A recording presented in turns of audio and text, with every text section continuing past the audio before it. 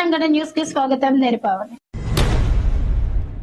BRS 10 ఏళ్ల పాలన, కాంగ్రెస్ ప్రభుత్వం 20 నెలల పాలనపై హైదరాబాద్ లోని అంబేద్కర్ విగ్రహం వద్ద చర్చకు సిద్ధమా అని మంత్రి అడ్లూరి లక్ష్మణ్ సిద్దిపేట ఎమ్మెల్యే హరీష్ రావుకు సవాల్ విసిరారు.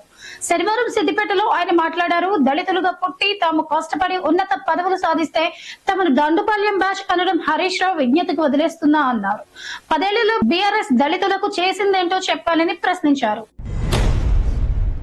ఇక జూబ్లీహిల్స్ నియోజకవర్గంలో ఉప ఎన్నిక ప్రచార వేడి రోజు రోజుకు ఊపందుకుంటోంది. ఎన్నికల ప్రచారంలో భాగంగా ఇవాళ మాజీ మంత్రులు మల్లారెడ్డి, దయాకర్ రావు, ఎల్బీ నగర్ ఎమ్మెల్యే దేవిరెడ్డి సుధీర్ రెడ్డి కలిసి వెంగళరావు నగర్ డివిజన్ పరిధి మధురా నగర్ లో బీఆర్ఎస్ అభ్యర్థి మాగంటి సునీతకు మద్దతుగా ప్రచారం చేపట్టారు.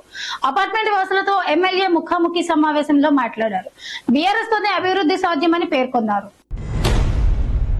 హైదరాబాద్ సైదాబాద్ జువైనల్ హోమ్ లో 10 మంది చిన్నారులపై దుండగులు లైంగిక దాడి చేసిన ఘటనపై బీఆర్ఎస్ రాష్ట్ర ప్రధాన కార్యదర్శి ఆర్ఎస్ ప్రవీణ్ కుమార్ ఈ రోజు తీవ్ర ఆగ్రహం వ్యక్తం చేశారు.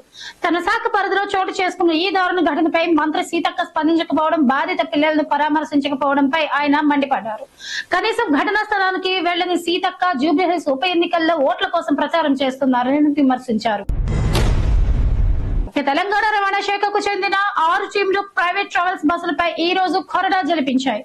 మొత్తం 54 బస్సులపై కేసు నమోదు చేసిన ఆర్డీఏ అధికారులు నిబంధనలు పాటించని బస్సులకు 97,000 రూపాయలు జరిమానాను విధించారు.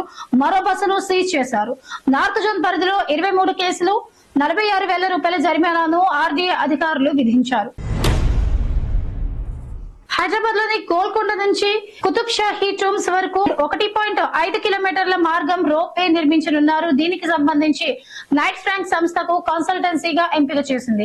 హెచ్ఎండీ ఆధ్వర్యంలో లైన్ క్లియర్ చేసినట్లుగా అధికారులు తెలిపారు. దీనికి సంబంధించి మరో 3 నెలల్లో నివేదిక సిద్ధం చేసి అందజేయనున్నారు. దీని ఆధారంగానే ఆన్లైన్ బిడ్జింగ్ ద్వారా నిర్మాణ సంస్థ ఎంపిక జరగనుంది.